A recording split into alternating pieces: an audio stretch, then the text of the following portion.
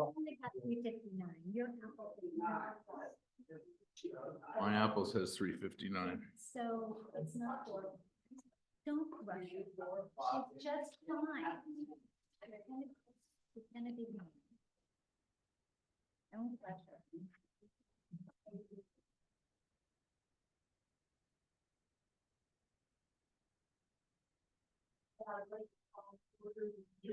Take it, sorry. I'd like to call to order the meeting of March 6th, special meeting study session. Shall we start with the roll call? Councilmember Folia, Yep. Holland, Here. Councilmember Woodmer. Yep. Vice Mayor Lewis. Here. Here. At this time, I want to see if we have any public comment for items on the agenda. There is one person present. If you'd like to go to the mic, please. Thank you. So this is an item on the agenda. Sorry. Comment on an item on the agenda tonight, yes. That's what you talked On the agenda. Yes. There's an item regarding evaluation of roundabouts. We're evaluating whether to retain consultants on this subject.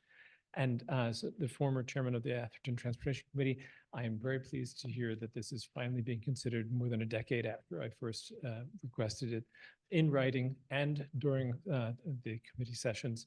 And so I want to thank you for pursuing it. And in particular, one thing that will be important to look at is regarding Anna Eshu's earmark. I believe that she has, that her earmark was specific about doing a traffic light, but what was granted was broad and would encompass paying for this, and that should be looked at closely. Thank you. Thank you. Was everyone able to hear that, Anthony? That was a little. Yeah, I heard it. Okay. Okay, is there anyone online? Okay. All right, so the first item is budget kickoff and overview with a report by Robert Burrow, the financial director. Thank You're you, up. Mayor. Thank council, members of the public. Before you is the first study session of the budget kickoff for the 24-25 fiscal year. So I just want to go to the first slide, overview. So it's we're going to overview of the 23-24 year end projected fiscal condition, our major revenue sources and 5-year forecast, our expenditure categories within the 5-year forecast, budget process and discussion, and budget calendar. As you all know, on as far as the mid-year staff report, we reported the 23-24 general fund revenues projected at 25.42 million, inclusive of ERAF, which is 2.63 million, against general fund expenditures were projected at 20.2 million, inclusive of debt service and CIP allocation of a total of 6.7 million. Of that amount, 5.8 million was the CIP allocation, and 861,000 was allocated for our COP lease payments. So you can see our estimate is a negative 1.7 million in the general fund. On the next slide,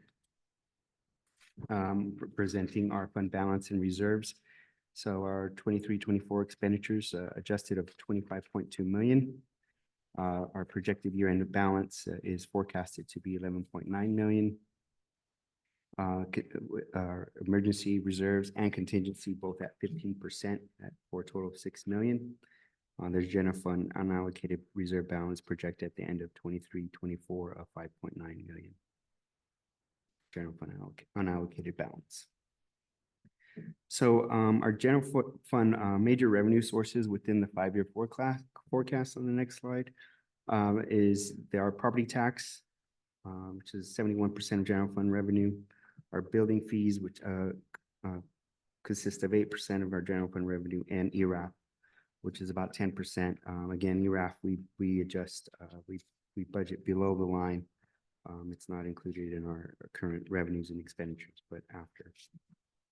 The next slide is our general fund major revenue sources within the 5-year forecast. Within your staff report, on the revenue attachment, listed the major revenue sources here. As you can see, the property taxes for 24-25 is at 15.8 million, building fees 2.2 million, subtotal of 18 million. We add an ERAF, it's 20.5 million.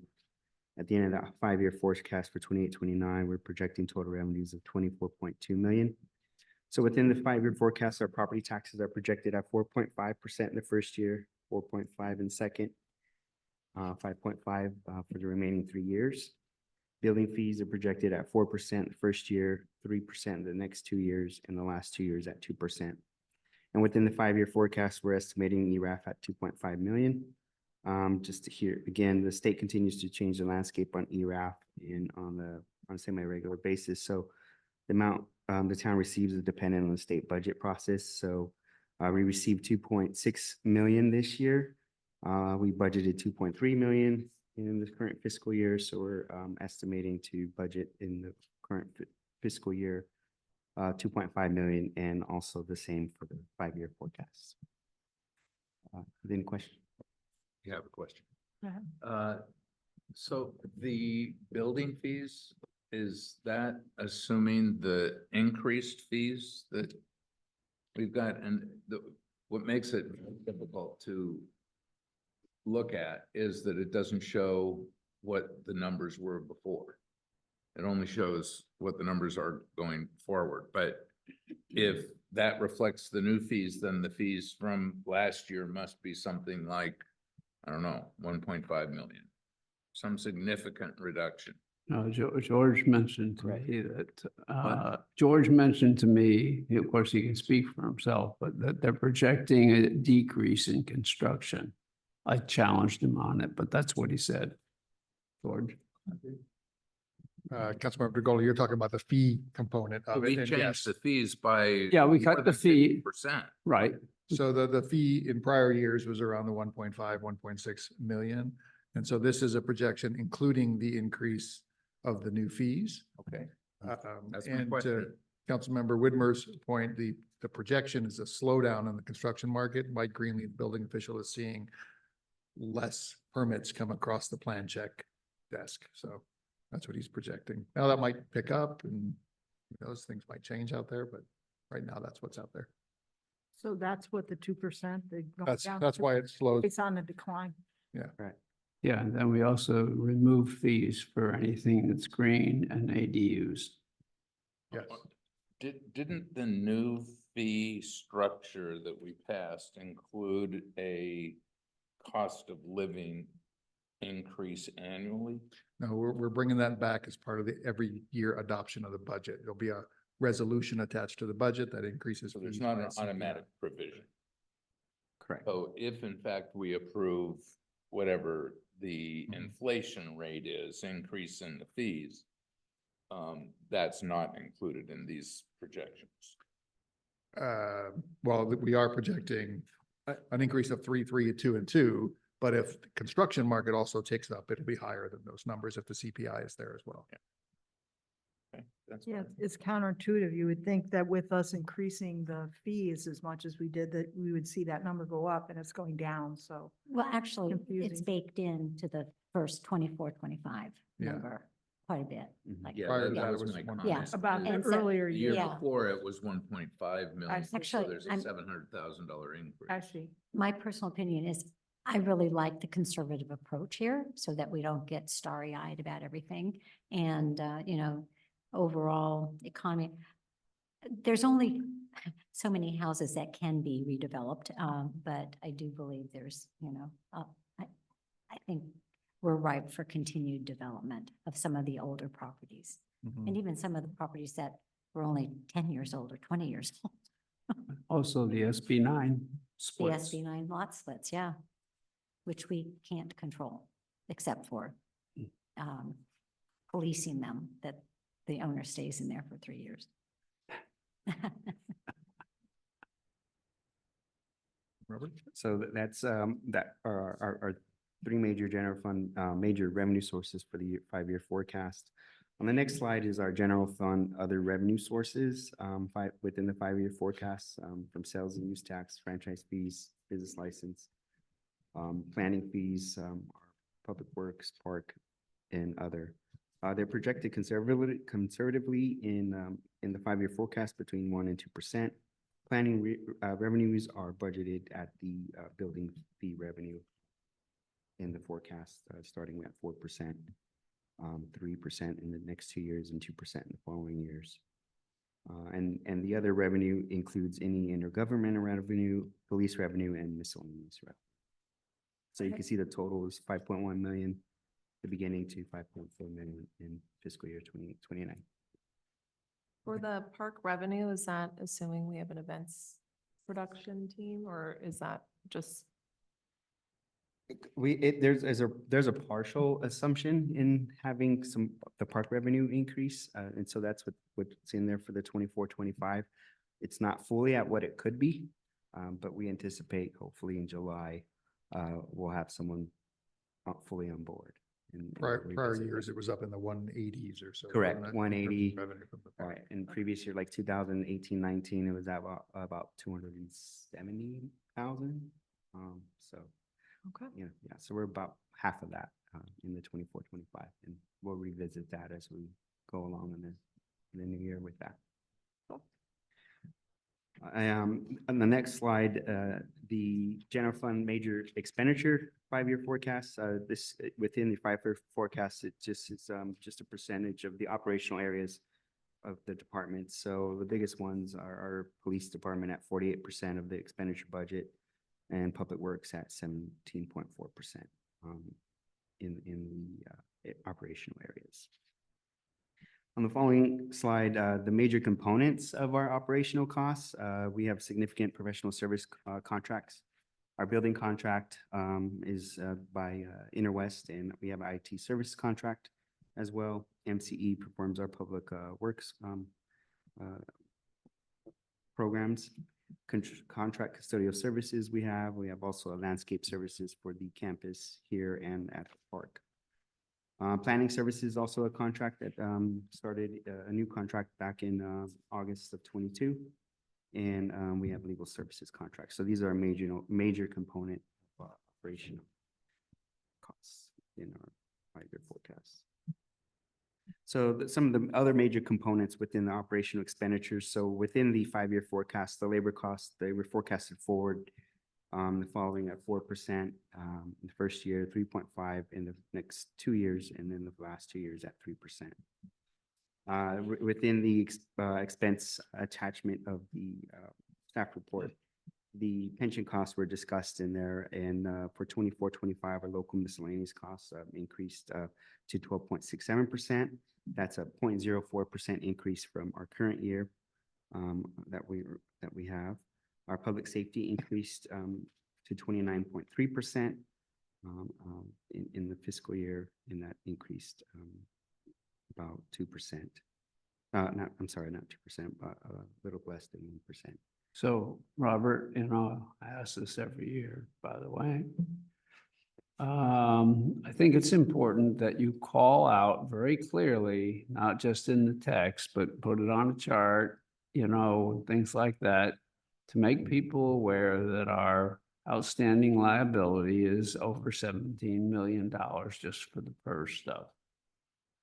And, it should be something what the public is made aware of so that they know. And that, we all recognize that because, even though we put money in, the number keeps going up. Correct. So, but I think it's important everybody knows. I don't think the public knows that we've got a $17 million obligation For pension. for pensions, yeah, for Correct. public pensions. Mhm. And it's So it's is noted that in here? the staff report, in the attachment, expenditure Slides. attachment. Did you look for it? It's underneath the unfunded accrued liability payments. But correct, we're at 17.8 million in pension liability. Yeah, so put it on a chart next time, please. So can I ask a question, Councilmember Whitmer? Where would you like to see it, like on the unfunded accrued liability slide, which is going to be next after this one? Yeah, I This think it should be there, miscellaneous but it public should be, safety. yeah, it should be there, but it, with an asterisk. I mean, it's not something we're paying off next year. Right. Be nice if we could, but I don't Well, think we we- will be. City manager and I had a kind of a discussion about that, whether or not we should be maybe allocating some of our excess funds to it. this point, but there was not a lot of momentum to do that at this point. We put 5 million. And now it's worth 1.78. Right. So would that be putting good money after bad? We'll see how the market goes and how they perform, and then maybe it would be time to do it again. I mean, when we're up to $32 million surplus, that might be a good time. If it- When do you Have think lots that's of gonna be? ideas to Did you spend our just money. kind of look in your? He says crystal it's ball? in 5 years out. And just as a We'll a get to caveat to that. that, just Yeah. making sure we're not spreading that we have $32 million in the bank. That's a projection that includes compounded ERAF at $2.5 million a year, which as the council knows, we allocate every year to a project or to a debt or to something. And it doesn't take into account that other fiscal outlook spreadsheet that we are bringing back to you at the operational and CIP budget sessions with a joint meeting with the finance committee, where you put money into buckets. So once you do all of that, that $32 million drops significantly. George, I said it with a smile. Well, I can't see you, so. I know, well, I thought we had cameras in here, but anyway. Yes, I know. I know that the number will change, Yeah, but anyway, Well, we I- put that number out there for everybody to see, but we don't put out the number that we owe money. That assumption of, compounding the ERAF without spending any of it is pretty far-fetched, yeah, that's $10 million over It's that time like period. unrealistic. So why would you even suggest doing something like that? I didn't prepare the charts and the finance table. I'm just making a comment. I think it's out of order, but going back to the heart of the issue, I think is we made a decision to make an additional discretionary payment of $5 million. And we were very, very clear about that. We spent a fair amount of time discussing it. We came to a conclusion it was the right thing to do. And we obviously continue to have outstanding liabilities to CalPERS. We knew that would be true.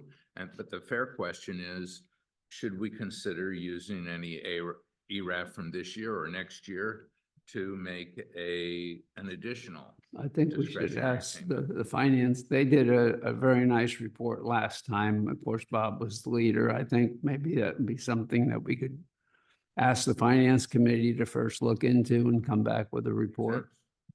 However, again, the way CalPERS manages our money that we pay down the debt, it's like it discounts that investment tremendously. And so we're kind of in the same I'm hole. not advocating for it, but I do think that the right thing is to ask the finance committee to make an assessment. They recommended the ADP that we did Of course. when we used the $5 million. And it was, I mean, that $5 million cost us 2% interest a year. So Yeah. in that case, it was very easy to look at what it cost us versus what the benefit would be. Right. Even if it wasn't 100% of what we wanted, it was going to increase, it was going to be a benefit well in excess Yeah. of the cost. And at this point, we have money from ERAF that's either going to go into the bank and earn interest at some relatively Yeah. nominal rate, 4%. or we're going to use it for some, Yeah. at some relatively nominal rate, or we're going to use it for something else. Yeah. Yeah. And I'm not advocating that we should make an additional discretionary payment, but I'd be interested in what the finance Yeah, committee. when I first looked at the report, right, and I saw how much we would have, we have just even this year, I thought, well, maybe we should put some of it to pay down the pension. And, but then as I got further down and found out what the return has been so far, I thought, maybe we should wait. I But agree. let's have the finance committee give us a report on that. And They then don't we can have see. enough to do, right? Part of the finance committee's calculus, as you might remember, was our debt service that we had on our borrowed money for the town center Mhm. project. We had a payoff option for that. So the decision was, do we pay that off, or money's cheap? Maybe we take the money and pay this debt off. I think we're gonna come up on that payoff Which date. is end of next fiscal 27. year, in June Right. of 25. Oh, So that'll be part of the same calculus this time around, is whether we should pay that off at the 5-year mark or contribute to CalPERS. Why would you pay off 2% debt when you could put it in the money market funding and get 5.5?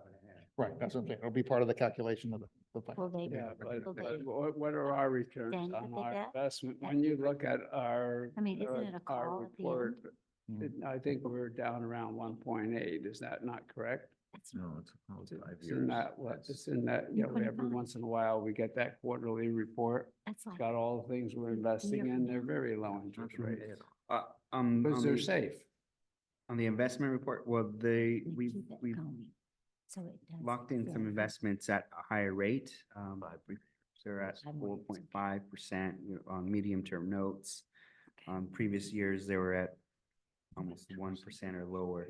So what's the composite of No, the I mean, I value? thought there was- Maybe you I can thought come was back the with end that of the debt, sometime. you know, they have to- It's a 10-year loan. Because there's a lot of low ones in there too. I agree lately you went with some 20, higher things. 15, Yeah. got it? We've been investing more in the current medium-term notes and 30. government securities now because the rates are higher, so. Yeah. And then LAIF is also another investment, 2030 which is Is about the 5%. end of it? All right. 5%. So that All was right, more no than problem. 10 years. Thank you. Do you guys want to share what you're talking about with the group or?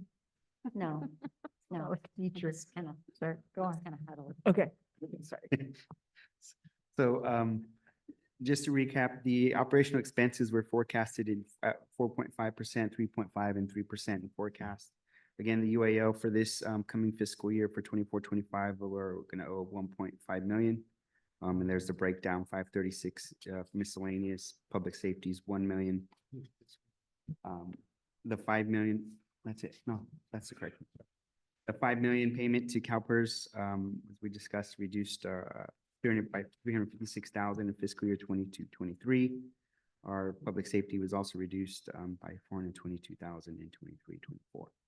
So the next slide, as Councilmember Lewis is mentioning, is our unfunded accrued liabilities in the next 5 fiscal years. As you can see, 1.5 million in next fiscal year. In all the additional years, it increases 1.7, 1.8, 1.9, and 2.2 in fiscal year 28-29. And these are all part of the current actuarial reports that CalPERS produced in August of last year. But those are just the annual payments. Correct, the UAL, correct. And they're invoiced every year at the beginning of each fiscal year in July. The town pays those, the total lump sum every year.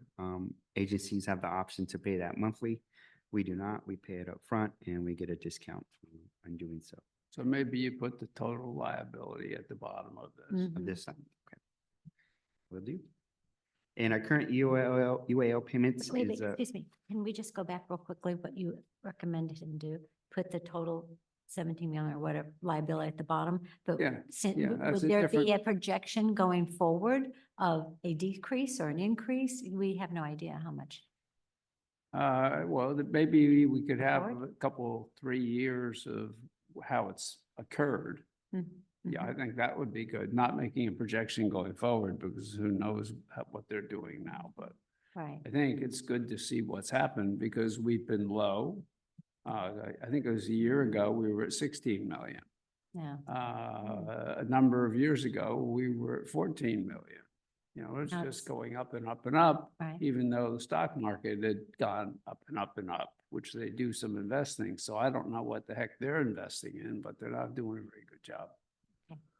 But you're right. So you think on this chart, Yeah. there should be at least a snapshot of Yeah. what we owe. will do. And so the next slide is a discussion of our reserve balances. Again, we have 2 reserve components. 15% is the emergency reserve set aside of our actual general fund operation expenditures. Our operating reserve is at 15%. And last year, it was at 20%. That was reduced last year to 15%. So they both match. So we have a 30% reserve requirement. Unallocated fund balance, it's any remaining balance is not yet reserved, committed, or arranged, or assigned to programs. So as George mentioned earlier, the 5-year financial planning spreadsheet will be part of our operations CIP meetings. And you can see, this is where we will put the uses of our reserve balances in here through the exercise. So on the next slide is the summary and forecast, what was in the spreadsheet, the 5-year forecast. This takes the major revenues, total revenue, our salaries and benefits, operation expenditures, our UAL, our debt service, and rolls it through, and you get the net fund balance 24-25 of 3.7 million. It progresses in the next couple fiscal years.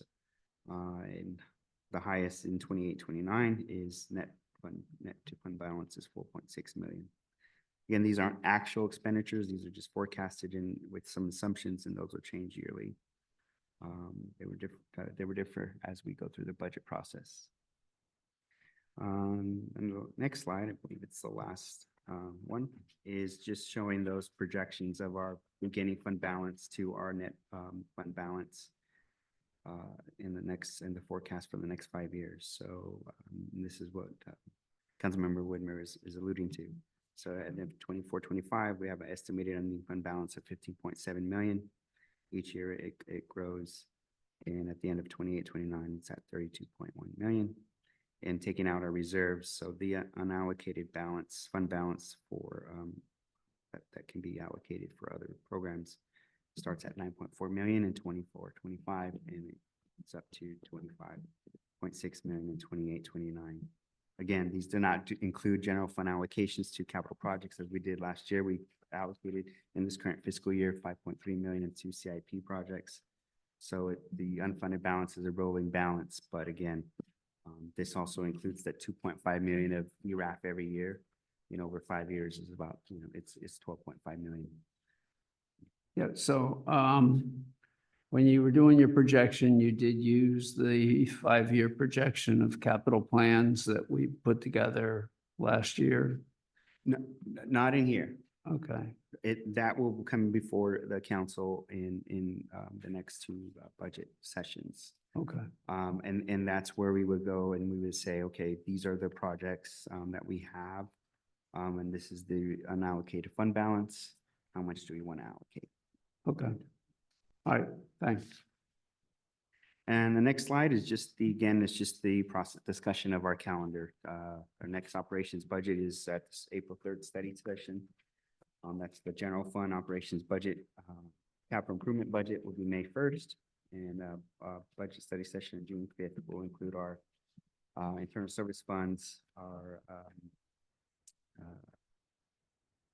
special revenue funds, and again, the general fund budget. It'll come back all at this June 5th study session.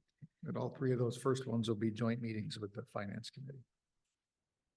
And then a budget adoption. April 3rd, May 1st, and June 5th.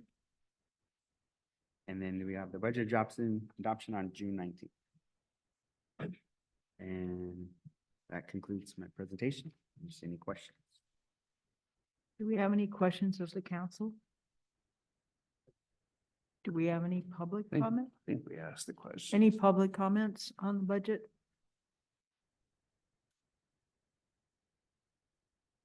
Can you go to the mic? I'm sorry, we want to hear what you say.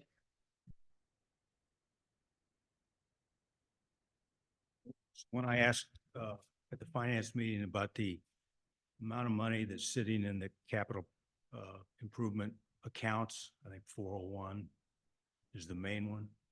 You said I could go back to the budget and find what those amounts were and what they were dedicated to.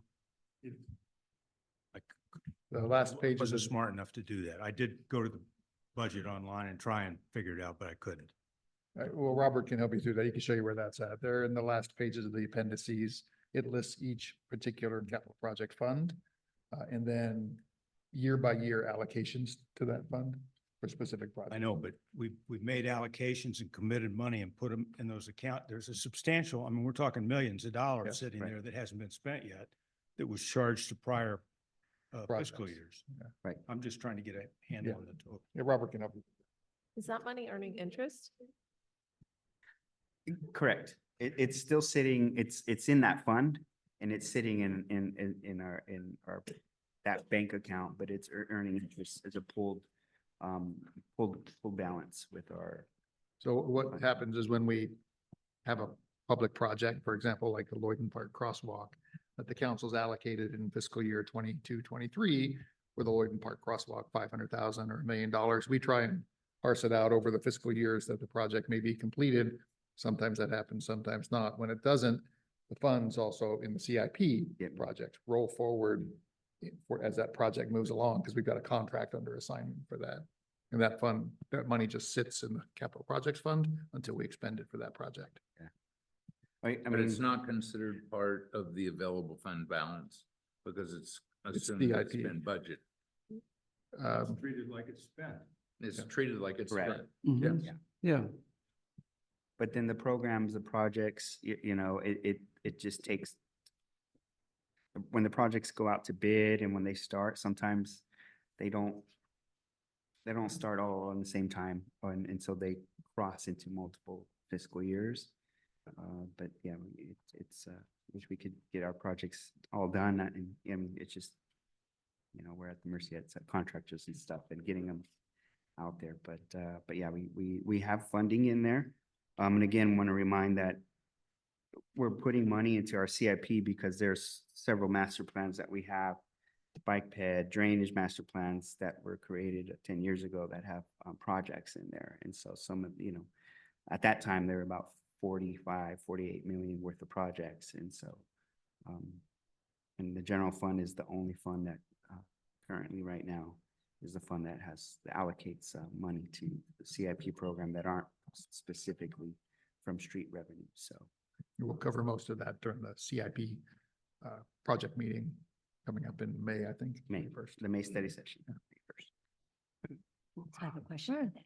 on that. So in this chart, in our packet, that's not noted here in these spreadsheets. Not the, Correct. not the CIP. fiscal outlays towards CIP, correct? Of that account, It's assumed as if it's been spent it does, yeah. in this chart. Is that right? Yeah. Okay. So it's, It's obviously an asset, but it's assumed as if it's been spent. okay. I think though, what Bob was saying, it would be nice to get an accounting for that CIP meeting of what we've allocated already, because I think it would be helpful to know what projects are already like, as a reminder for all of us, Yeah. what oh, yeah, is in the he pipeline. does that when he gives us his CIP. Right. And then when we go through the planning worksheet where we're set aside buckets of, Mhm. it's in there. But that's usually with new money, not money we've already allocated, right? In that sheet, it showed previous years as well, and then Okay, forecasting new money going forward. okay.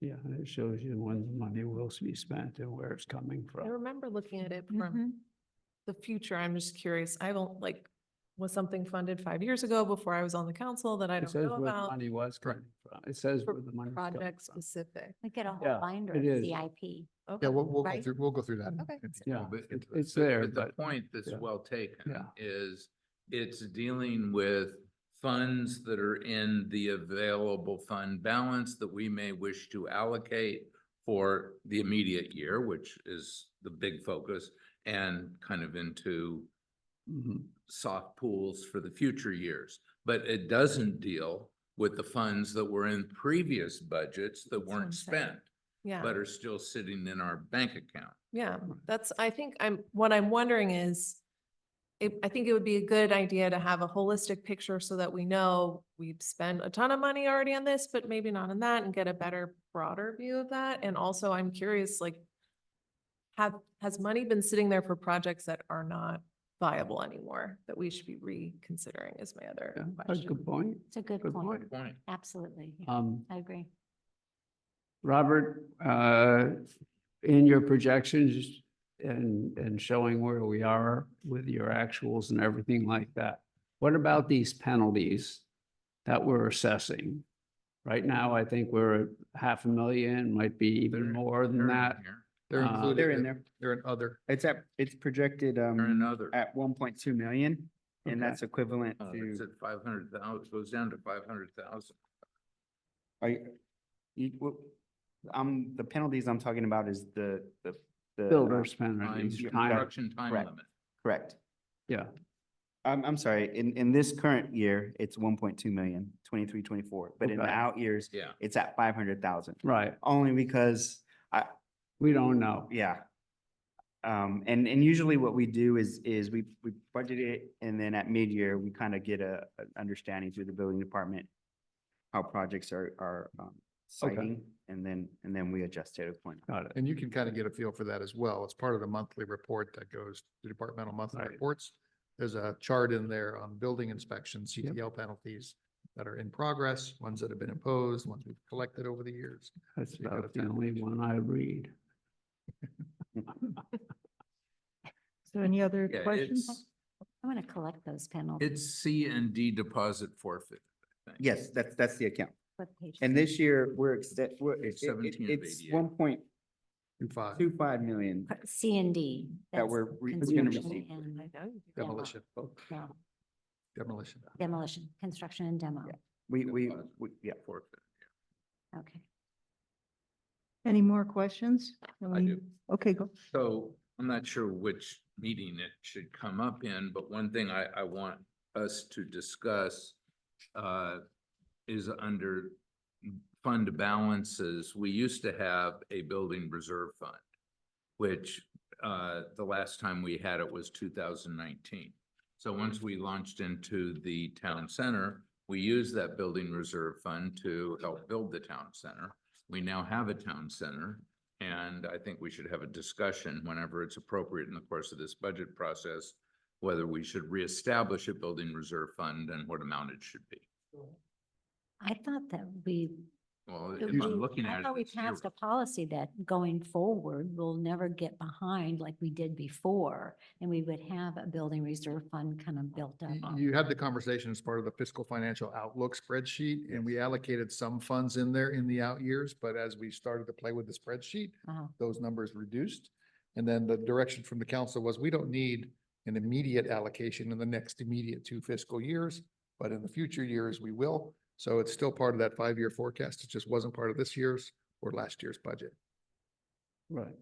Well, For 2021. based on this 2023. spreadsheet, it hasn't been part of the budget since 2019. Yeah, so, but that will make those allocations when those occur.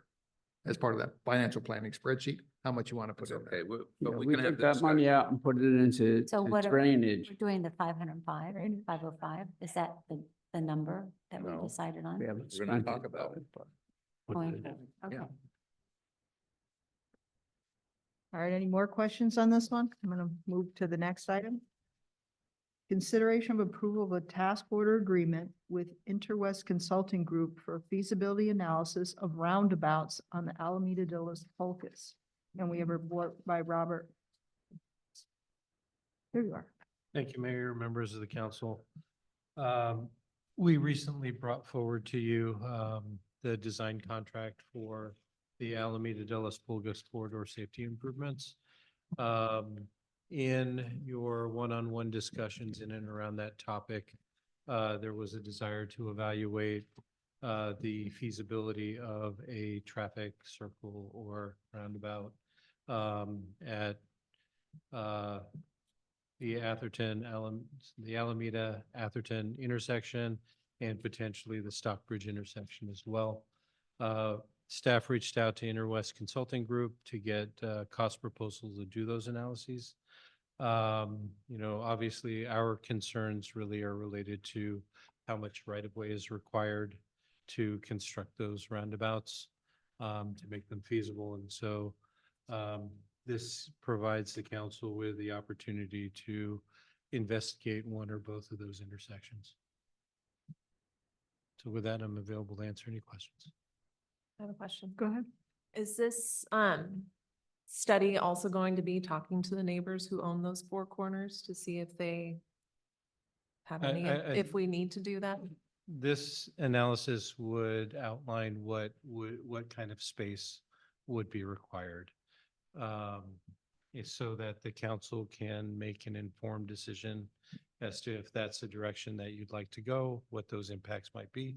If it fits within the existing property, then it's a different kind of outreach versus if it doesn't fit. Got it. And will you I- be looking at a mini as well as a mini roundabout? One more time? A mini roundabout.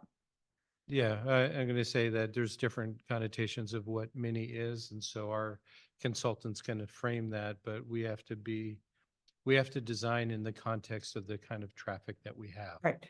Okay. And also, I think I noted in the report, in consideration of other facilities and improvements that are planned for and need to be accommodated, such as we have bicycle facilities on Alameda, we have planned bicycle facilities on Atherton Avenue, accommodating appropriate spaces for pedestrians as well, and dealing with the existing utilities and green infrastructure.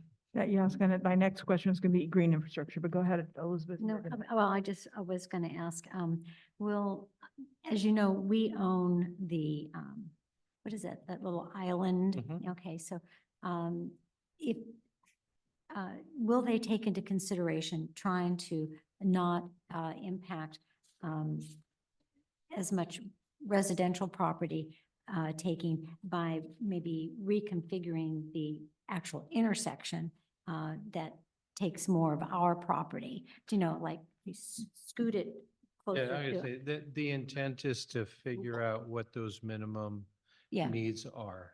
And that would include, whether it's offset or if it's in Offset. the middle. But we do, as you indicate, have, I'm gonna call it I call it a pork chop island, the little triangle island between the through left lane and the right turn lane. And then we also have, the landscape area to the north on one side of the intersection. So we'll be looking at the impacts to, our property and if there's any impacts to others as well. Let me ask one then.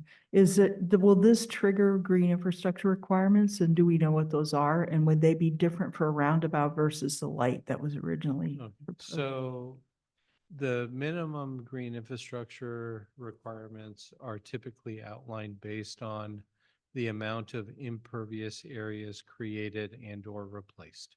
And so it depends on what you are doing. So we can't say one versus the other because you may decide that you're going to have more green infrastructure requirements if your center island on the roundabout is hardscape versus green, right? Because you'll have landscaping instead of an impervious area. And so it really depends on what the configuration is of what you are doing. Mhm. Correct, I don't have a question, I have a comment. I have a comment too. I have a question. go for the questions. We're in questions.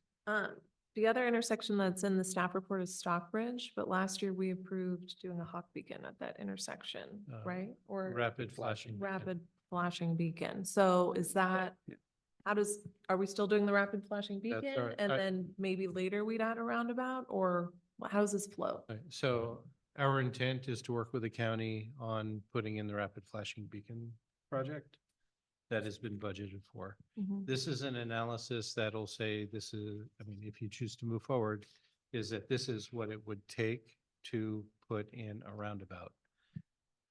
It wouldn't, I'm going to say that depending on what it would take, and that includes cost as well as potentially land, because the Stockbridge intersection is significantly tighter Mhm. and it's got odd grades, meaning that you have a hill right there.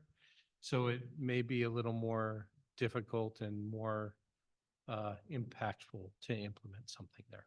And it has multi-agencies engaged, Yeah. and so Yeah. they may or may not be supportive of a route. And, I and get so that, that more- would be, if that were to be implemented, it would be a more longer term implementation. Yeah. Okay, Uh, but in the that's- That has to meantime, be paid by the county. the beacon, It's intended going to up. be- It will be going up, Okay. yes. But it doesn't have the same traffic issues that you have on the other intersection. If I recall, I go on that every day. That's more a pedestrian issue of creating pedestrian crossing safety as opposed to a full-on backup like you have at the four-way stop. Is that correct? Or am I? Yeah, well, I'm think- gonna say that we have on Stockbridge. Alameda at Stockbridge, Alameda traffic is continues through. There's no stopping of the Alameda traffic. And so they are not, and there's not really a parallel route to reroute, as opposed to the Atherton Avenue intersection when it is backed up in the afternoons in the northbound direction, because of the, let me say, because of the stop sign and because of the amount of traffic that we have on Atherton Avenue, the stop signs are warranted. It's a matter of what are those consequences, and when there is a backup, the level of service there right now is low, and or it's poor. And so the intent is, whether we're doing the traffic signal or if you go with the roundabout, is to improve traffic flow, circulation, and safety. Right. I guess what I was trying to ask is, but I know that at that four-way stop, you get a backup every afternoon with school traffic. When you go farther down to Stockbridge, even at the biggest rush hour during the afternoon, it's nowhere near. So somehow it dissipates so that it's not as intense as it is at that four-way stop. So does this merit, I guess where I'm going with this is, does it merit looking at the analysis for a roundabout there? That was never, that I know, proposed. I think what was proposed at that intersection, the problem we were solving there was safety crossing for pedestrians. It wasn't traffic congestion like we have at that four-way stop, but maybe I'm wrong. So can you kind of You're right. fill me in on that? I'll agree with you. The contemplation originally was the roundabout at Atherton Avenue. This was added based on the conversations, the one-on-one conversations with the city manager. Okay. And so it's at your pleasure whether we look at one or both. Okay, then you said that at the end of this study, we'll be able to know what the cost will be in terms of the price difference of getting a light there versus a roundabout, and the cost in terms of, is there enough land, can we do it? So those two questions will be answered by this study? We'll get a rough order magnitude cost on the roundabout with this study. We have the other project, and when we were doing negotiations with the design consultant, we have a rough order of magnitude cost of what that is going to compare to. One thing that is not really going to be identifiable by the study is if there's a land need, what those land costs are. You mean in terms of the 4 houses that are there that own the land if property we is have re- to? If property is required, there's a lot more involved, both Sure. on the processing side as well as the cost side for trying to acquire property. So at the end of the study, we'll have, like, for example, we need to take 3 feet from each of these properties. You'll have but- an outline of approximately how, like I say, if it fits, great. If not, what it might take to Okay. implement. Will they go the extra step like Stacy was asking and actually ask the people of their level of interest, or they won't? That's not part at of this this point? scope. So this is just simply, does it fit It- and how it's a- much will I'm it going to say, cost? for lack of a better way to put it, it's a pencil and paper exercise. What fits, what doesn't, what are the impacts? And that way, the council can make an informed decision which direction that they'd like to go. Does this involve traffic modeling, or is it simply, like you said, they're gonna go and measure it? and- There's a little bit of traffic modeling because we have to make sure that we're accommodating the levels of traffic that we have on those streets. And so, you're having to deal with that level of traffic and trying to make sure that the radiuses are right for the turning movement, Right. truck turns, fire trucks, and all of that stuff. Yeah. The budget that you have for us, does that include looking at both intersections or just one? We've given you options for if you wanted to do both or if you wanted to do just one. So, So does it Uh, change the price if we do just one? yeah, it's a little bit Yes. cheaper. Okay. yes. No, Yeah. it's more. If you, Oh, it's in this it's, in- staff report. yeah, it's in the staff report. All right. Yeah. Can I make a So- comment? Yes, please, sorry. Okay, Wait, but I have another question, sorry. okay, Sorry. go ahead, folks. How does this impact our grant, our federal money that we have? Is this like jeopardizing it in any way or nothing? We'll call it a parallel study. We're moving forward with the other project. It's gonna, there may be some implications if the council decides to actually move forward with the roundabout versus the other option, because there'll be some additional design costs. We'll have to do some additional coordination with the funding partners and that kind of thing. At the end of the day, it's our call, what we would basically want to do at that intersection. Okay. It's just a timing issue. The grant has a 2025 date Yeah, that was my for big question. expenditure. So Okay. there's still time. We to have a little bit of project it. time. Okay, Mhm. okay. So if we don't have any more questions, do we have any public comments? Gary, do you have anything you want to add to this or?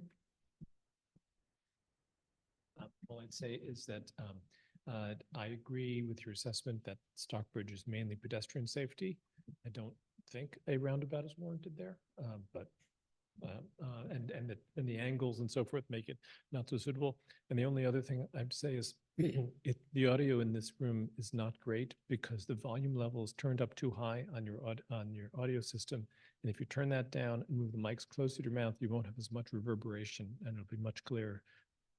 Okay, Thanks. thanks. Okay, ready? Yes, comments now. Yeah, my comments. I've got actually a couple.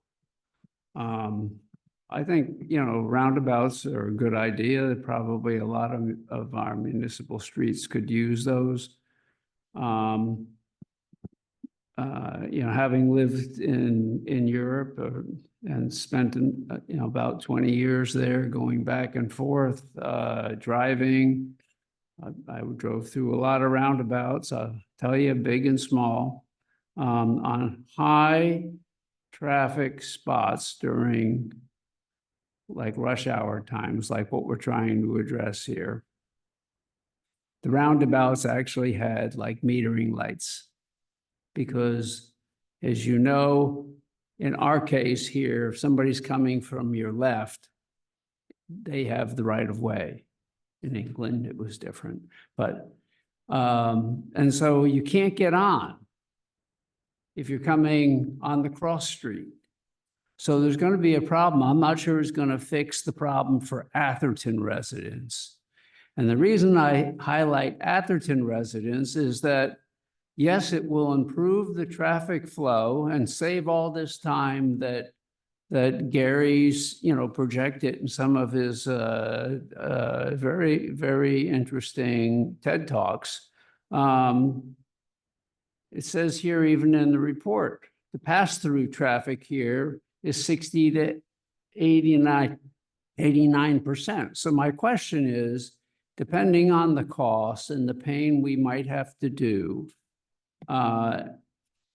is it really worth it for people doing cut-through traffic through our town, or should we use Atherton tax dollars and just go with the plan that we have, because it will ensure that both sides get equal access to the turn or the straight through?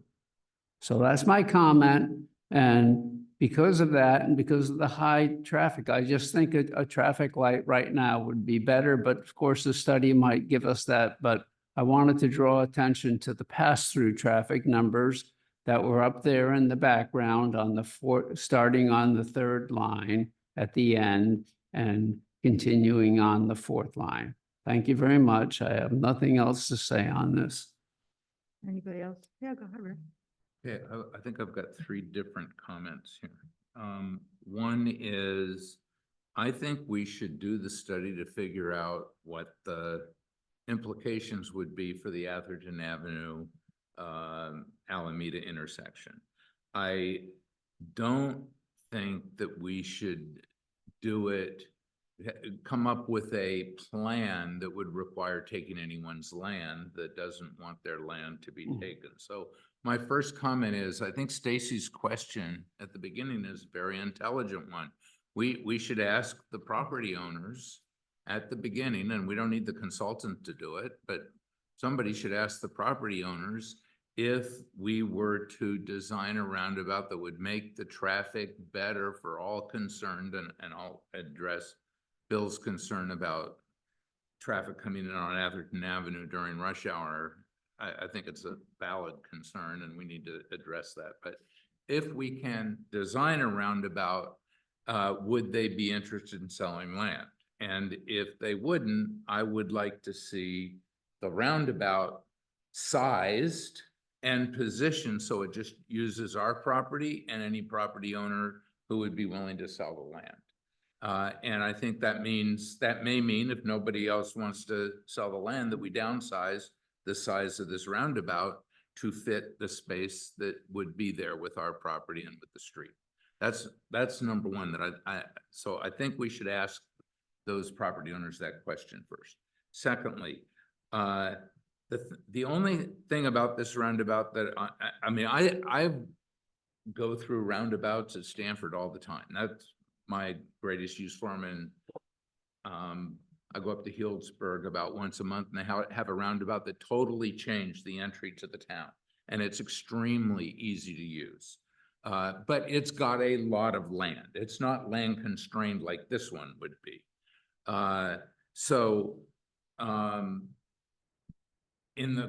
don't know if they can do it in the course of this study. What do you do with, how do you facilitate people who would be on Atherton Avenue during rush hour and have trouble getting in because, you know, the traffic's going constant in one direction? I'm sure that there's strategies that are used in roundabout design, and there's got to be some method to help address that problem, but I think we need to understand that.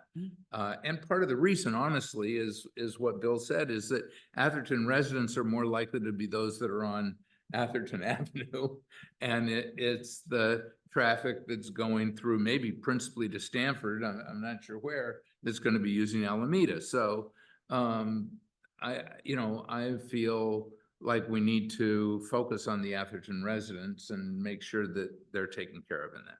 That's my second comment. My third comment is, I don't see any reason to do this for Stockbridge.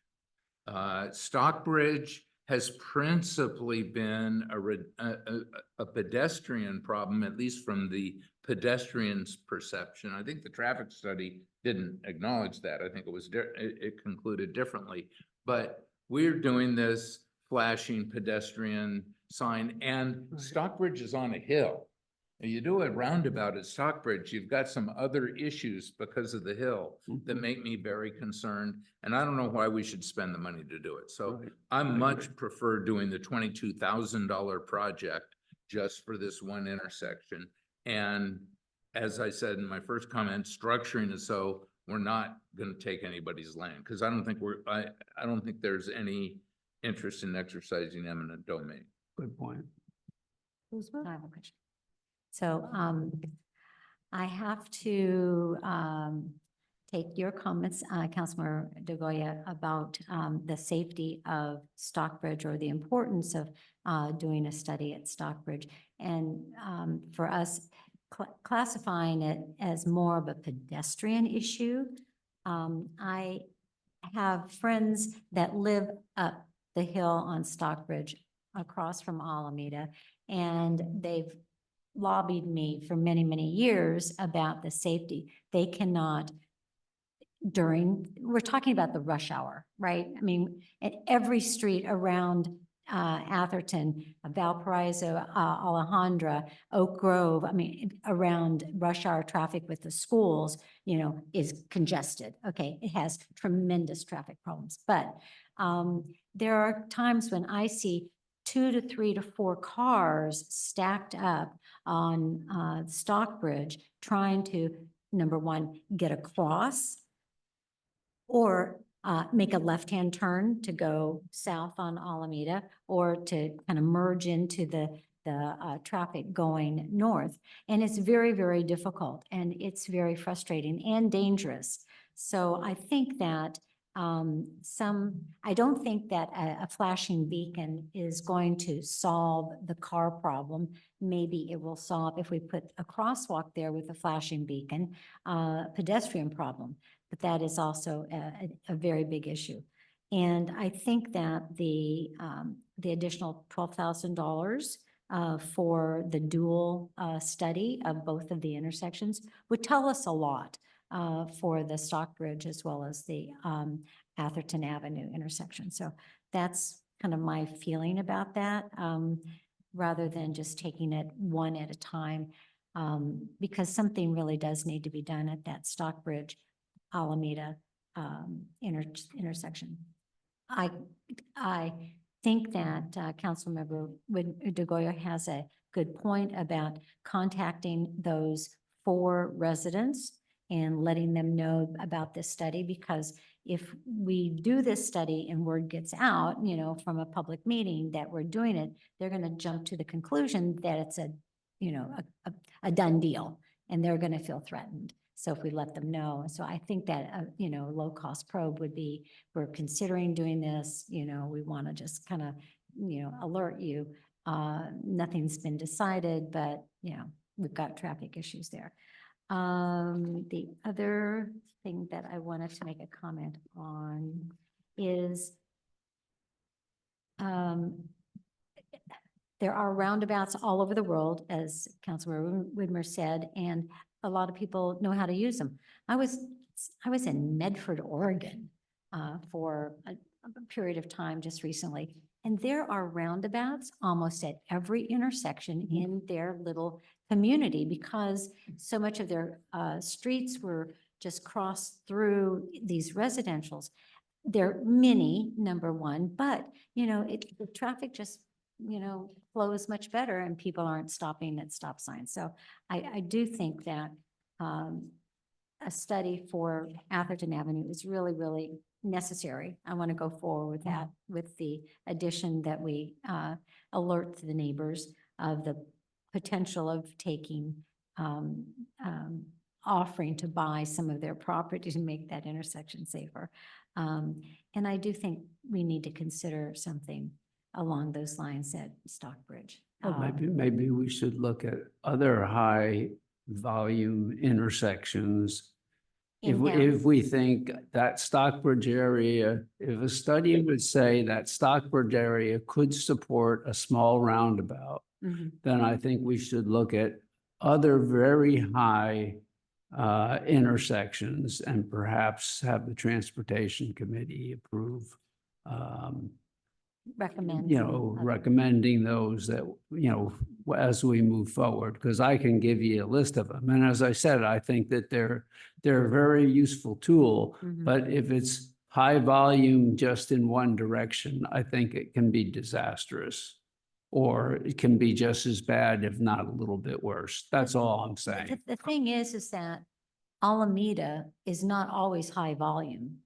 You know, it's not 24/7. But that's high what we're volume. trying to fix, is the people getting out of Atherton Ave during that time, rush hour, early morning and the afternoon. That's what we've been focused on. I have people that do business in town around Menlo Park and everything, like realtors, and they never go out to show property or to meet people during that school time when Valparaiso is gridlocked from El Camino down to. Well, I'm one of the families, because I commute every day to school. Yeah. So I am literally on Stockbridge during those 9 o'clock, 8 o'clock early in the morning and the other. And I wouldn't say that that is a problem that much. And I would say if you really want to improve that, have turning signals and enforce the parking, because what happens is you have people that park on the right-hand turn. They park their car there. They're not supposed to, but there's almost every day We're there's a car talking on parked there. Stockbridge. Stockbridge, Going, yes, yes. west. Right, where you turn right to get Uh-huh. on to go onto the highway. Got So it. I do that every single day during rush hour. And what would help it, I don't think that it would work to do a roundabout there myself, in my opinion. So I would be with Rick to not put the money to that. Okay. I do think if we want to do a traffic study there, the things that would help would be enforcing the no parking on the right-hand turn and perhaps doing more lines on the street or something to allow people to go to the right and turn right. There are signs there that say no parking. There, I don't know if there is or It's not illegal to park there. there's literally, so it's gotta be, because there's this, if there's this, Crosswalk. The crosswalk law it would affect the crosswalk on the other side, right, Commander? The new daylighting No, law. it's just crosswalk. it's gotta be illegal, because there was a car sitting for a month or at least 2 weeks with the things taped to its window because it was parked right at that corner. So that meant that nobody, that, you know, you make a right-hand lane to turn right. You couldn't do that for a good 2 weeks Well, because maybe that the car was commander there. will look into that. He- But that would help, and then just lines would help too. But I don't think a roundabout's feasible there, so I don't know if we should spend Well, money for that. why don't you, if you think that there's some problem intersections, like I said, make a recommendation that the Transportation Committee look into those specific ones. And, you know, Stacy and I will make sure that that happens.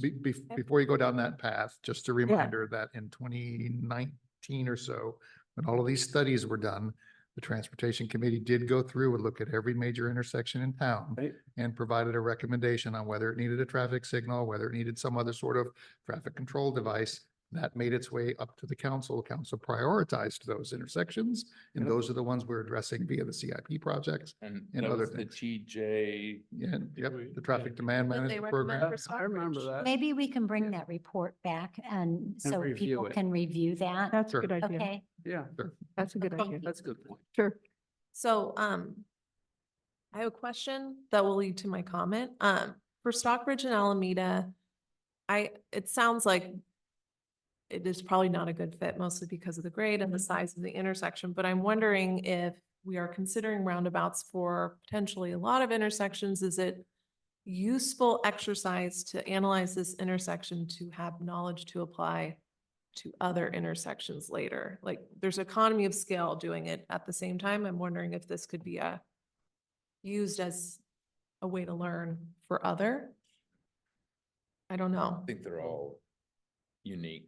I mean, Stockbridge is absolutely unique. It's on Yeah. top of a hill, and we don't own the whole intersection. Yeah, we That's don't. true. So we share that intersection. For the other, what Bill's principally referring to is intersections that we own, Yeah, where we have real control. That gives us the ability to kind of, as long as it meets the criteria that Robert outlined, that is our goal in the beginning, to look at Atherton Avenue and Alameda, but Stockbridge is different. It's another reason, I think, not to look at doing a roundabout there. We don't have that control. Yeah. We'd have to get the county involved. Can you do a more general Or study where you size. say, well, here's Yeah, this no, I think intersection, what do you recommend? Because maybe they will Yeah. recommend markings or some other solution other than a full-on roundabout.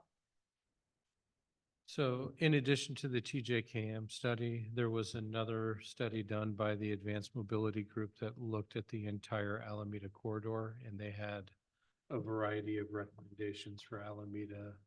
And I don't recall if there was a signal proposed at this intersection or not. Stockbridge, there was. It's A Stockbridge. signal? Yeah, TJKM proposes a signal Yeah, at well- the Stockbridge intersection. at the same time, like I said, there was a second study that kind of overlaid on the TJKM.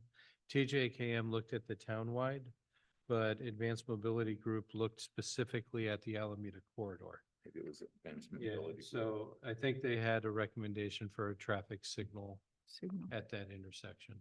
But the And so we're happy to share Residents- those studies We'll, with we'll, you. we'll share them again. And one of the rationales for the traffic signal, I believe, and the commander can correct me if I'm wrong here, but I drive that every day as well. And I don't recall that there's been a significant pedestrian incident at that intersection, Stockbridge and Alameda. The majority of the incidents are vehicular related, stopping because cars are stopped going this way, or they're pulling out to turn left or right and they're getting hit by someone coming over the rise. That's the most challenging part of that intersection. Right. Well, the residents Yeah, they- came and they asked us for that flashing beacon. They Yeah, said they and- needed a crosswalk. that's where they have the scuba flag, That's what, that they like DIY'd their own scuba yeah, flags. yeah, because somebody did, you know, Yeah. these flags by himself and they came back and said, can't you guys do something? Yeah. Right. Um, Sorry. I was gonna ask, when we did all these studies, did we prioritize the intersection? Because obviously, Yeah, we did. what is it? El Camino and Atherton Ave is obviously, in my opinion, the most dangerous intersection, but we don't own it. Does that always come up at the top and then we just say we don't own it, so we give up? No.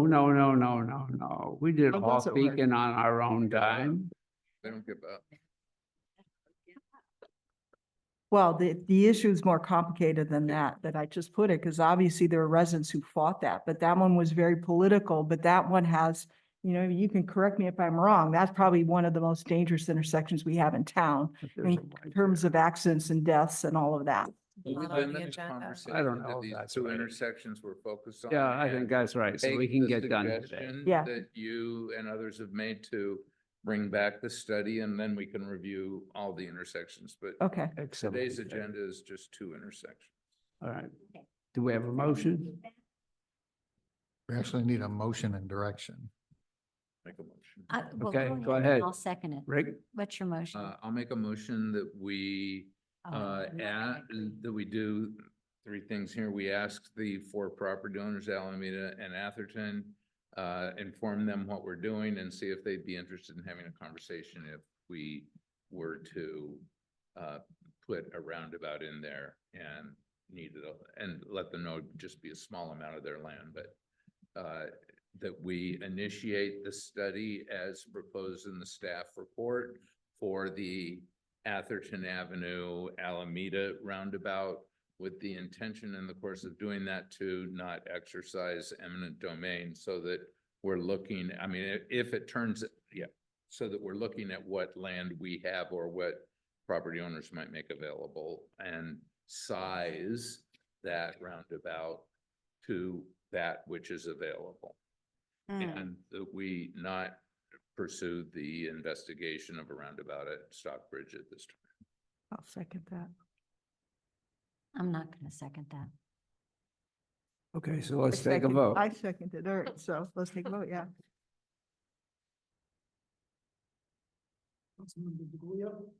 Yes. Yes.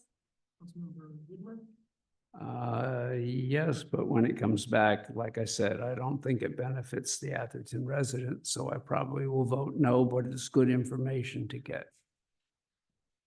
Well, I hate About to, that. I hate to So not. that's a yes for this. I made it clear to everybody. And I, you know, I really think that we should get a little bit more bang out of our money and have an evaluation done at the Stockbridge. Because I don't think there's another good solution unless we create a stoplight there. Okay, and now you're the last vote. I already voted yes. Oh, okay, then we're done. Let's move Wait a on. minute, I haven't said my vote yet, yes or no. Oh, I thought you said you weren't going to vote unless you you had holding the your breath? selfie, but go I ahead. mean, are you On turning yeses blue and yet? nos. No, I can hold my She breath. said, no, come on. Well, I really want to go forward with the Atherton Avenue roundabout. It's been a long time coming, but the wheels of government do grind slowly, Gary. And so I'll go along with my other colleagues, even though I think it's being a penny foolish, pound savvy. Okay, let's move Elizabeth, on. do you want to modify his proposal to You be a just said traffic yes. thing? I just said yes. Okay, all right, because there would be a compromise there of Did you modifying vote? it to be. Did you vote there, Mayor? Yes, I'm voting yes. So he didn't know he I was would have voted asking. for the modified, but okay, we'll go with the yes. Okay, Okay, so we move on. Now we got the commander. Consideration of approval. Okay, wait a sec. Sorry. Department of Police Internal Audit and Inspection Reports. Commander Larson. we're going to be here all night this was a very dense Why report. don't you just ask us if we have questions or comments? We've all read the report. I have questions. All right, I'll be quick then. Thank you. Perfect. Good evening, council. So every year we go over all of our different programs and do conduct audits for the police department. And what we're looking for in the audits is policy compliance, risk management, internal controls, operational efficiency, trust, credibility, and transparency are what we're targeting when we're conducting these audits. This year, we've completed the following audits: our body worn camera usage, our reserve program, our range program, vehicle inspection, equipment inspection, our property room, our canine program, our RIPA compliance, our TASER program, our alarm program, our surveillance systems, and our drone program. Currently, we have a couple of audits that are not complete and are still ongoing, and those are ALPR audit and then the ALPR analysis report. We also have the administrative investigations review, which was completed today and is going through the approval process. After completing all of those audits, there were really two glaring things that kind of stood out. And when we first started doing our body cam audit and we're checking for usage, we had an 80% compliance goal, and that's what we were looking for. And through the last few years of policy modifications and training, this year we were just shy of 98% policy compliance, which is phenomenal. Wow. And then the only other glaring thing goes back to our Axon equipment with our tasers. So Axon recommends that for each taser device that you do a daily spark test with those tasers. And with our new software upgrades, we were able to track that now, and we were only at a 48% compliance rate with our daily taser testing. And so we just addressed that through our ongoing training, and so I expect that number to be much higher going forward next year. Do we have any questions? On everything? Sure, I got a comment. I have questions. We're doing questions first. Right. Do you have Go questions? ahead. Okay, go. Is an expired ballistic vest one that has been past whatever the date is that it? Correct. So the ballistic vests are interesting because they no longer give you an expiration date, but what we want to do is we want to turn those over every 5 years just to make sure that there's no breakdown of the components of the vest. And of the two that were actually identified in the uniform or in the equipment audit, it was actually an error on the officer's part. They were wearing current vests, and so we didn't actually have to purchase new ones. It was an error on their recording of the form. I see. In your study, you had, you talked about the cameras that are in the park that you cannot access anymore. Do those record onto a hard drive somewhere? So if you needed to access them, the data is available? Yes, they do. They do record onto a hard drive. I believe it is in the, it's not the carriage house, but the. Visibility of the PD then. Okay, yeah, and we've been working on that, and I believe we do have it up and running now where we can view them. It's just the system itself is outdated, and we would like to get it more aligned with today's standards. Are those, do you use those a lot? Is that a useful system? Yes, yes, it is, correct. Yeah, and any kind of calls we get at the park, the dispatcher is actually able to pull up the live feed and kind of see what's going on at the park. They're monitored 24/7, so they do see if there is something after hours at the park, and they see kind of a blurb go across one of those screens, they're able to send the officers out to investigate that. I have a question about that. So in that report, it says that there's a replacement project that's being considered. Is that going to come in front of the council, or is that already like work in progress, existing budget kind of a thing? Work in progress. Cool.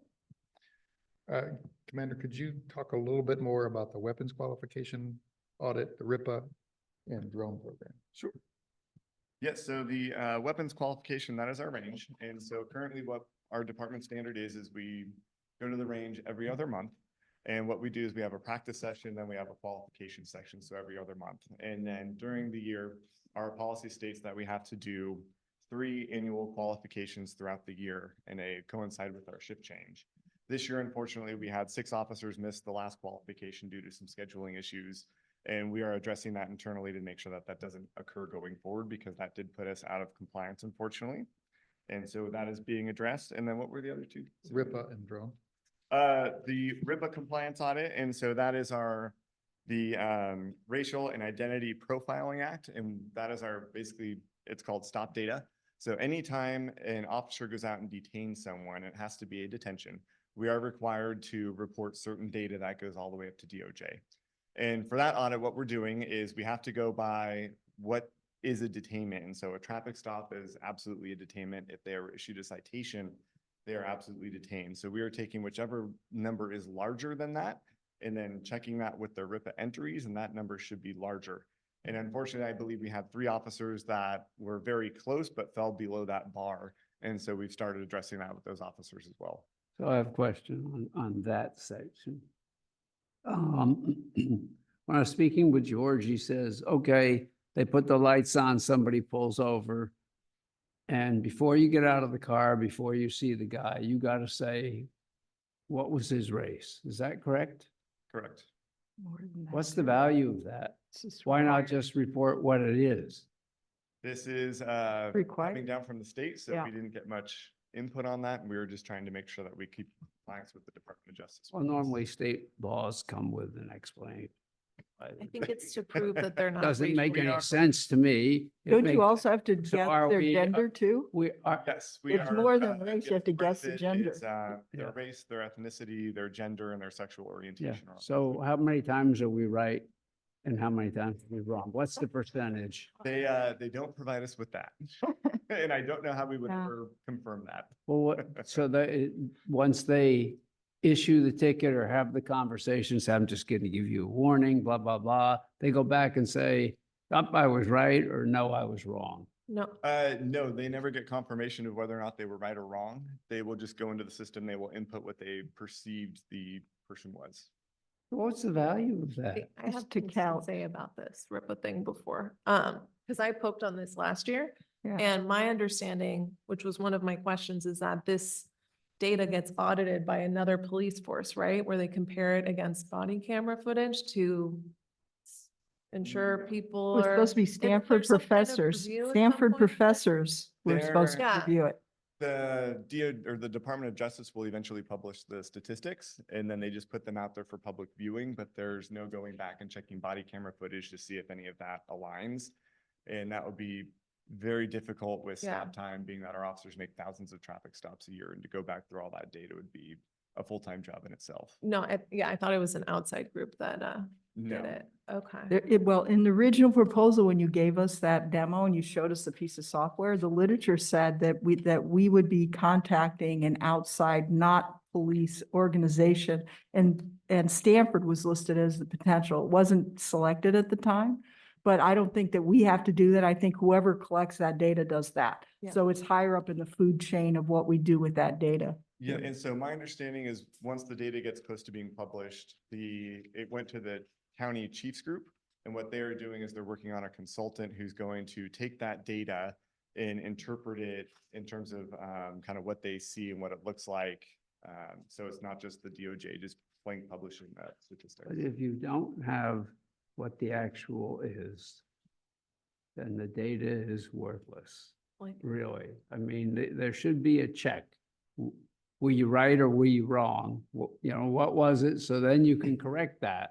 that's what. You I don't can't think- correct it. Hey, you put it in and I gave the warning, or I just, I spoke with the guy and says, okay, sorry, carry on or whatever. I think, Bill, I whole think the thing is intention worthless. is racial profiling. So they want to see if in our town, the only I know people what we the pull over are intent is. black. So then that would be an issue. So they're trying to do if we're the percentages of people by race and other measures. So you could just put Provide. white all the time. Because nobody checks it. It's worthless. It really is worthless. But Okay. anyway, okay, please go on. Wait, but I have another comment on the RIPA, because I poked the chief on this last year, so, because I wanted to understand it better. And I have one comment that you have a lot more people who are compliant this year than you did last year. So whatever trainings you've been doing, have definitely been working. So good job. Great, Yeah. Thank you. Yeah. Drone, which one? Drone program? The drone program. And so the drone program audit, this was the first year that we were doing that. And what it showed is we had 47 flights of our drone this past year. I believe the majority of them were primarily training flights, and we're still kind of working through some software things with that because it was showing inaccurate locations, some flights that might have been double recorded. But the drone program is definitely coming along. We've got our officer Ed Rivera, who's in charge of the drone program, working on scheduling a training where we're going to get multiple members of the department through that training where they will be pilots. So then we could push that drone out and get it out 24/7 for service. So right now, the only thing you're auditing is privacy issues to comply with the requirements for privacy. Will we, at some point, when it gets more established, get a review of how it's going and whether you like it and how it worked and all that? Yes, that is absolutely something we do. Awesome. Yeah, and so Very far excited. it's been a great tool. We've had multiple incidents where we have used it. It was actually being used last night on a possible interrupted burglary. And so we are getting some very good use out of it. It's been a very good tool for us. It's just right now it's myself and Officer Rivera who are the pilots. So we need to be here to be controlling the drone. But our goal is to roll it out to everyone for all of the shifts so they can then go forward and utilize the drone more. But just prior to doing that, we wanted to make sure we had everything correct, the program lined up, So there were no mistakes going forward. I thought that when the chief came and spoke to us, and when, Rick and I watched the demonstration with the chief, the one from the vendor, the discussion was, a call comes in or the alarm goes off and you highlight the address and say go, and it goes up there. So I don't know, other than the dispatcher needing to know how to say go, what else is in there, because that's how it was explained to both of us. And, now we're training all the officers. All the officers don't work in dispatch. So it is something that the officers can actually launch from their patrol cars. So they will have access to be able to do that if the dispatcher is too busy to launch the drone. So we wanted to have it where dispatch is capable, the officers are also capable to do it. In terms of when you're actually flying the drone, you do actually need to have someone who is able to do either keypad controls or a controller with it. Right. In the event of some kind of deconfliction, we do have a Stanford helicopter that often comes through. We have, other drone operators, especially with our fire department, that we have to work with to deconflict. And so in the event that there is some kind of deconfliction, we need to have someone who's able to lower it, raise it, move it side to side just to avoid that. And then it's also important that if we are on the scene and we are using the drone, that someone can drop the drone down so we can actually look into the home, and we could do that. We can try to avoid trees. If we want to get a specific angle, we could stop the drone, Okay. zoom in on the camera. So there are other aspects. It's not just simply the hit All the right. button. There's other things we could do with it. All right, because it was explained that you can only go to a single point in time. It's not really something you say, track this car driving. Not yet. I think that technology is hopefully forthcoming, but we are not there yet. So you said that there were 47 deployments in the last year, Correct. Yeah, we have 47. but most of them were training. Do you know how many were not training? How many of the 47 were actual, Mhm.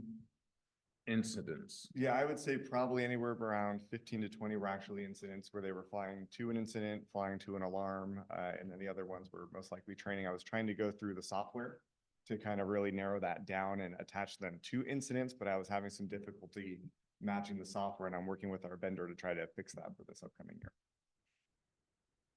I have another question. Go for it. In the audit for the alarm permits, it shows that there were 204 new permits issued and 545 renewals. So that's about 750 permits. But I'm pretty sure there's more than 750 alarms that are scheduled with the police department, not just deployed in Atherton. Correct. And we've actually been working with the finance department on that to try to really streamline that process and put in some checks and balances so we know who has paid, who hasn't paid, whether or not it's a renewal or if it's a new alarm. We're currently working on that project. So you don't know how many people have paid? Everybody just sent in, they were supposed to send in their stuff. 22, 23, there's 697 that paid. We sent out 2,500 letters, 1,506. We're currently working with Turbo Data. They have a e-permit portal where you can set up by resident address, and you have residents go in there and register themselves for an alarm permit, and then they can go. Not all 2,500 have alarms. So it's just So anyone that has an alarm must have a register. what happens if they don't register it? Well, they have it wired to your place, so you know about it, but they don't pay the fee. So what are you gonna do? And that's one of the things we're working on, and what we're looking at in inputting some of this information into our CAD system. So if we do respond to an alarm and it shows that they have not paid or they do not have a permit on file, then we'll be contacting finance to then send the invoice. Okay. And it's all, yeah, we can put it in RAMs. It's all part of the incident calls. So they go on there and verify, Mhm. between dispatch and officer, they have one or not. Okay. Is that a piece of software we already have? RIMS is. Yeah, we have. Yeah. That's our Yeah. CAD. Get to it online. Okay. Any other questions? On the whole pack or just this? No, just. Where he's doing the whole back, I think. I have, well, I not think we really. jumped ahead. I have different questions. I had two audits stood out to me, beyond what we've talked about. One were the reserve units. Both of our officers are out of compliance and I didn't understand what that meant. So each year, have their certification through POST, which is who we go through for all of our guidelines, is they want each reserve officer to, there's different levels of reserves, and for our levels that we have, they need to have 192 hours per year to maintain their compliance. And unfortunately, we had one person who was out on injury, who just didn't meet this, who wasn't able to come in and work enough, who's now back, and we're working towards that. And then the other reserve officer went through a retirement in his full-time job and was doing some other stuff. But now he's actually starting to come back, and we've done some counseling with them to work on their hours. It wouldn't necessarily come up as an issue until we were to be audited by a POST, and then that's where that would come out. But in terms of right now, we're working on just this upcoming year and getting them towards compliance to get those hours in. Okay. And then my second question was on the K-9 audit. When I was looking at, there's like back and forth between the auditors on what the plan was. So where did we net out on that? So where we are now is with our K-9 program is the hours are a recommendation. So our goal is to obviously hit those hours. What the calculation didn't account for is anytime they're at a different training or if the officer happens to take a day off. And each of our K-9s, they're supposed to go through 4 hours of training every Wednesday, and that is their block of time. So if they take that day off or they're on vacation or they're away at training, they're not able to go back and make up those hours because it's 4 weekly hours every week. And then in terms of the equipment for that audit, we have our vendor who actually provides all of that. And so our goal is to have that vendor provide that service. And if we were to purchase that equipment, we would also need someone to be wearing that equipment as well, which would be one of our officers who are not trained for that. They have to go through agitator school. And so being that we contract with this vendor to provide those services, we don't see the necessity in purchasing the equipment. Okay. So on the dogs, so we have, there's a cost associated with that. So there's the cost of the dog, there's the cost of the food, the veterinary cost, the housing cost. Now there's the training with the 4 hours. We used to send the training out, but I guess, because I remember seeing bills for the dog to get trained by somebody else. So what I hear you say now, the officers are taking time off to go do that. But they're sometimes missing the training days because of time off. Yeah, but I they're understood going over that. to I train with the understand vendor. that. So is there a guesstimate of how much the cost of having the dog is? Because, you know, every time I ask about the dog, it says, well, it's paid for. Well, yeah, Ann Ramsey gives us the money for paying for the dog, nothing else. And so it'd be nice to know how much we're paying and then what really the cost benefit is, if we can monitorize that. I'd like to see, because, you know, now we have 2. And, you know, and then we had the one that unfortunately died, but we spent a gob of money trying to keep it alive, and anybody who had a pet probably would have put it down long before that. And so I just think that our dog program, I'm sure it's beneficial, but it seems to me that it's not cost effective, let's say that. Or maybe we should just have 1 dog, and we need to make some decisions when they're really sick or hurt or been shot or something. So, Hopefully they don't get sick or get shot or anything. yeah, hopefully not, but, Forever. but they have a bulletproof vest.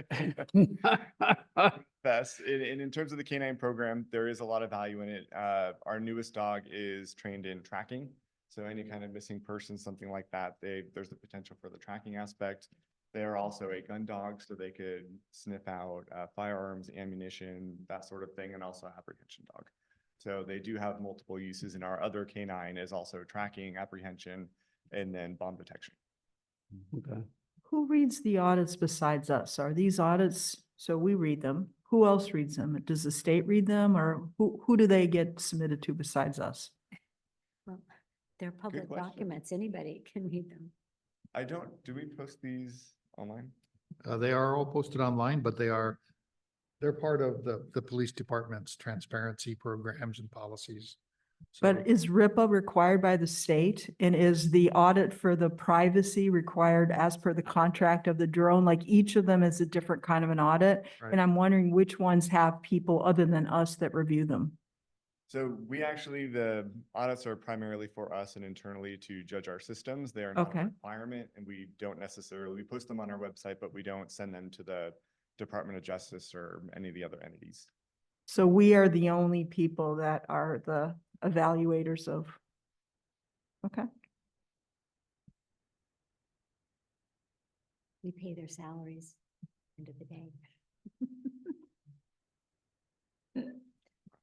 Thank you. All right. No, Thank- thank All right, you. thanks. Yes, Thanks so Man, much. very well done. Yeah, you did a good job. Yeah, Yeah. that was You very didn't good. want to have, the chief didn't want to face the music. And Commander did a better job. I do agree with that. Good, I'm glad you agree with some things. So I just wanted to answer one question on the K-9 program that was brought up. When the council accepted the last donation for the K-9 in July of 2023, the donation, $120,000 donation funded the K-9, all of the K-9 equipment, K-9 and handler training, kennel for the home, and K-9 patrol vehicle. Okay, so I asked him, do we ask her to pay for it all? Yep. So all we're missing now is the extra time that the officers have sent. No, that's K-9 and handler training, and that's $7,000 for that. I'll calculate that. Yeah, it may not be all of it, but that's what's contributed toward it. Yeah. Number of years. But anyway, okay, I'm not going to debate. Does- I think it's well worth Coming it, for the actually. dogs. Does anybody have any report outs or any comments on your various things that you're assigned to? I would like to impose at some point we start reporting on stuff as need be. Okay, well, instead of imposing a specific thing, I would like it whenever anybody has something new to report from their organizations that they monitor for all of us, that at the end of the meeting, we bring it up under reports and comments. So does anybody have one? If they don't, we can move to adjourn. I have no comment. Okay. Okay. Right. Okay, move to adjourn, okay. Are you gonna sing the song? There you go.